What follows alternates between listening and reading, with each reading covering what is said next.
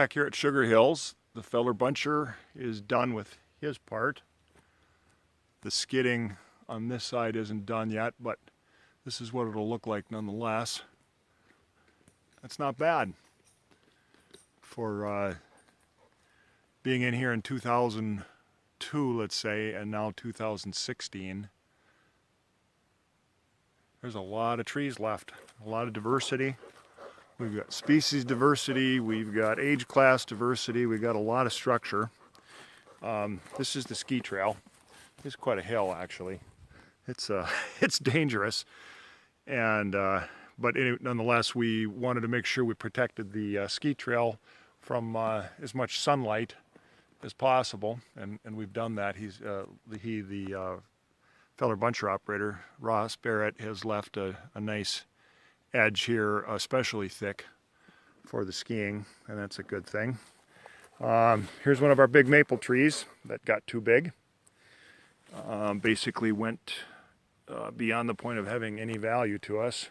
The cost of processing that tree from logging, carrying the land, paying the taxes, doing the logging, and then trucking it somewhere is going to render that to be a very unprofitable overall venture. So it was a mistake to have left that tree the last time that we were here, which was the first time, but it probably was even overaged then when we bought the property almost in the early 90s.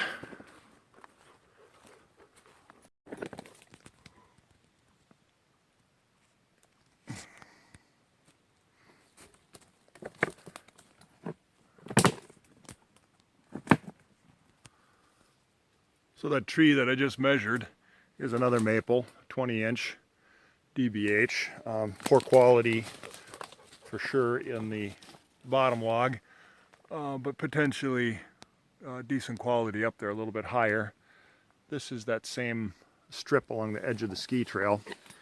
So we've left this maple, got some nice yellow birch pole timber, a beautiful oak. And like I said earlier, we're leaving the oak for seed anyway. And there's another maple down below. So we would have taken this maple and the one down below. But in this case, we have an obligation and a desire to protect the skiing. So there's another tree that'll be a money loser, but it's just part of the deal. Next, we're coming up on the oak Shelterwood cut that we've looked at before.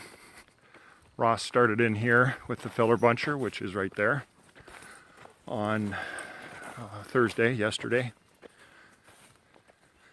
And this will be a little different look. This isn't going to be a all-age thinning. This is even age management, and we're going to be cutting hard in here. We're again leaving what we can along this edge to protect the ski trail, which is what I'm walking on right now.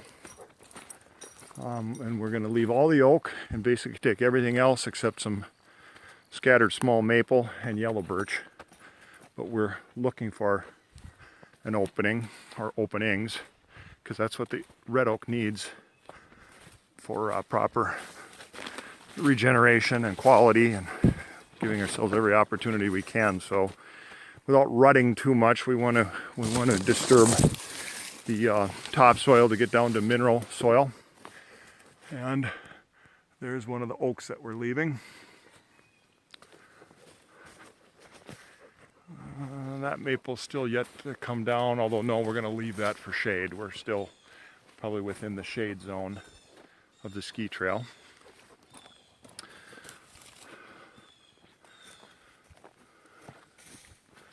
A nice basswood. There's a maple that even at 16 inches has developed rot. Ross took a chunk off the bottom. No sense putting any trucking cost into that, but it cleaned up a little bit. But certainly not as good a quality as a basswood of the same age. Nice oak we're going to leave. There's the kind of maple, young maple, that we've had success leaving in these types of stands before. And we're going to leave all the yellow birch like that right there, because it's such a long life species, and we will always look to have that seed in. There's a paper birch that's got to go. I'll have to tell them to make sure to get that one. And then we're up against the property line with Blandon over there, so that's their property. And then in the middle is where Brother Nick cut back in '01, and that is basically an even-aged aspen management. That was a clear cut, essentially, that he did at that point. That was mature aspen that came out. So this ends up being basically just a strip. So even though it's being harvested aggressively, visually it's not going to be that shocking because it's a fairly narrow strip. But it'll be an important site to remember, so I'll get it well documented, and we'll be managing it for oak. We'll get a look at this after this is all skidded, and we'll see how much mineral soil we've been able to expose to try to get these acorns down into. I'm going to check the diameter on that maple. Even though it's not a super high quality tree, at least it's sound. And we'll get lumber out of most of that first log. So let's check the diameter on that. That's about 13 inches.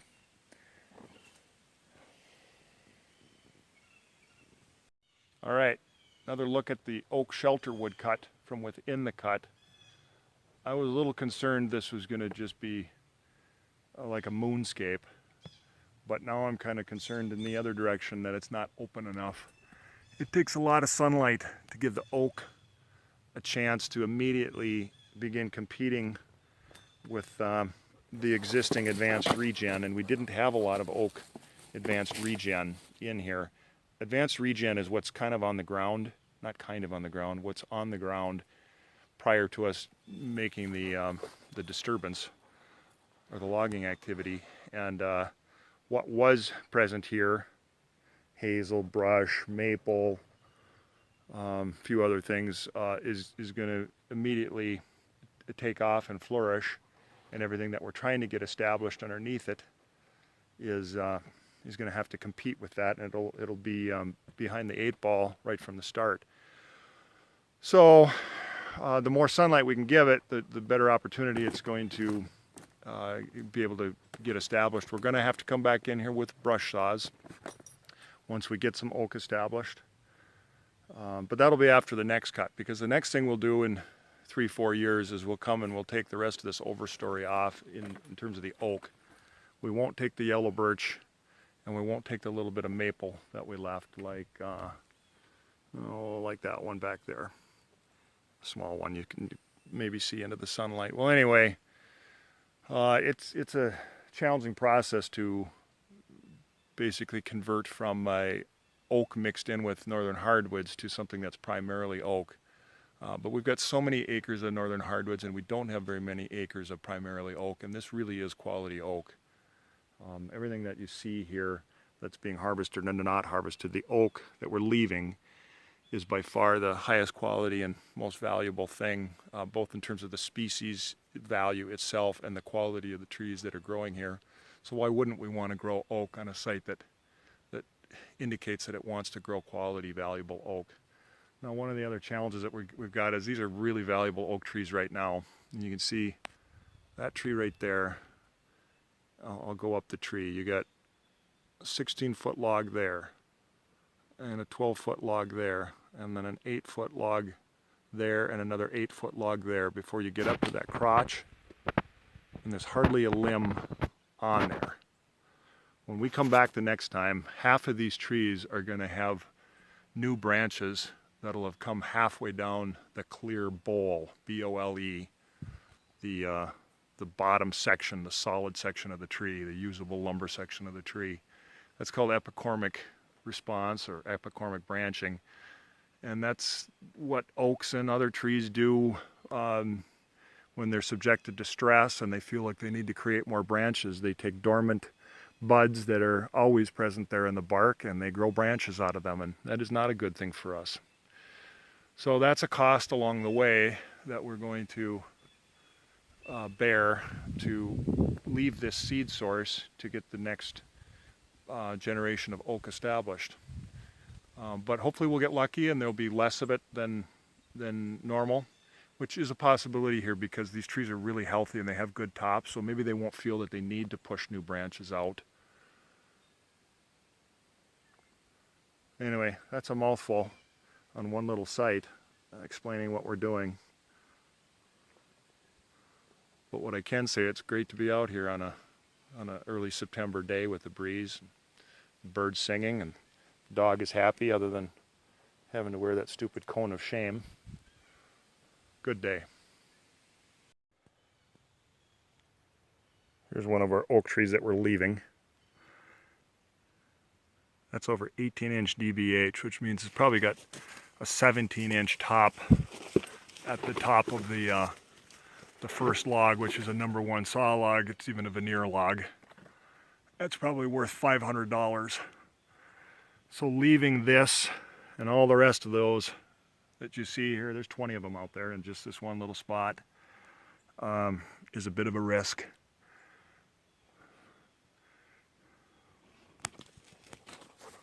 So for comparison purposes, this is the Blandon land that is adjacent to ours, and it's same stand of timber we just looked at, in which we did started the oak Shelterwood cut, and they cut this roughly 5 years ago. Same species composition, same quality, same site. They left oak like we did. This is kind of the edge of it, but they left that birch, this maple, oak, basswood. That's a pretty decent maple there that they left, and ironwood. We're taking all the ironwood down. There's a couple of white pine back there.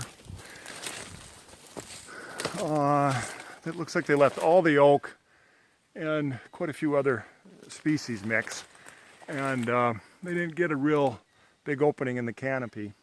So let's see what we've got here for regen. Maple, maple, maple, maple, maple. A little bit of ironwood. Birch will typically show up in the more open areas like this skid trail right here. This is a skid trail. Skidder hauled wood out of here, so it by definition got more open.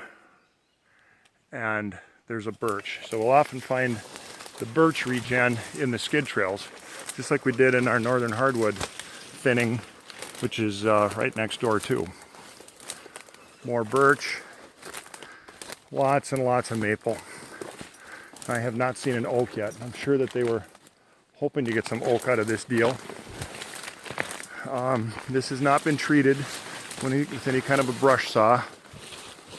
It's just the way it naturally grew back up. And they certainly know what brush saw work is like because they do it on some of their aspen stands. Quite impressive. But I don't think they intend to do it on a spot like this. Oak and maple that was left. So let's look underneath that oak and see if we can see anything on the ground as far as an oak regen response. All right, there's that oak tree. There's oak there. Deer have been browsing on it, but it is there. There's an oak there. Deer browsed on that, but it'll keep fighting its way through the deer browse eventually. A lot of maple.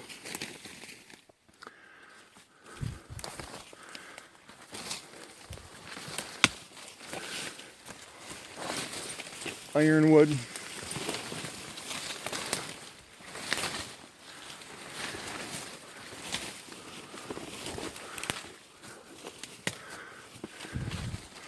So far the only oak that has survived is that which was in the skid trail. Got a little bit of sunlight and probably found a little bit of mineral soil.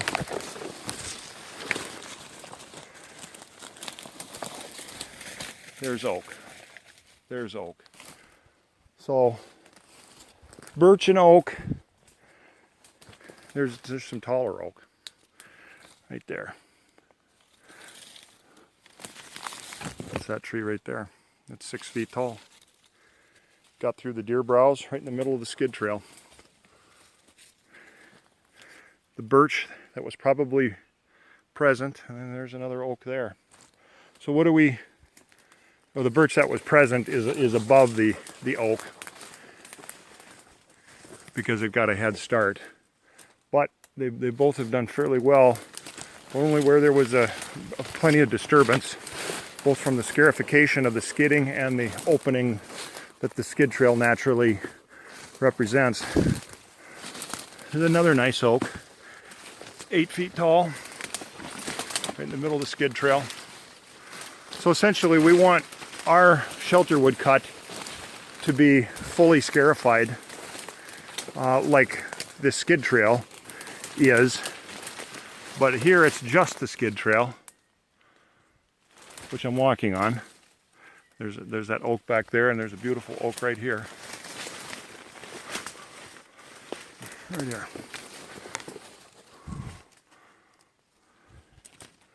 Nine feet tall. Good form. So it can work. Another one. What about over here in this area that they opened up? Well, it got open, but it didn't get scarified. The soil probably wasn't disturbed, but there's a real good oak right there. Yeah, nice mix of oak and birch. And then there's us up on top of the hill. That got pretty open because that's where Nick cut aspen out, and there's quite a bit of oak in that because that got really open. 12-inch maple, maybe 11. Not rotten yet.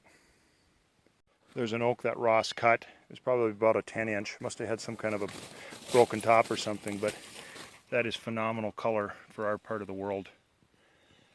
To be free of black mineral and cracking is a good indicator of the quality of this site for oak.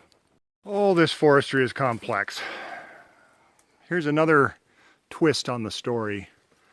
What I thought Nick had primarily done here in between our cutting areas, the two areas that we're cutting now on our own land, back in 02, 01, one of those 2 years anyway. I thought he had just cut the aspen seams out. Over in the distance there's definitely a seam of aspen with pure aspen regen coming up. I don't really want to destroy that, but he picked the aspen as instructed out of this mixed stuff sort of in between, and so now we've got this stand of oak, birch, maple, and a lot of northern hardwood regen, ironwood, maple, basswood, some yellow birch, but he mimicked an oak Shelterwood as he was doing that, and now we've got this oak response here.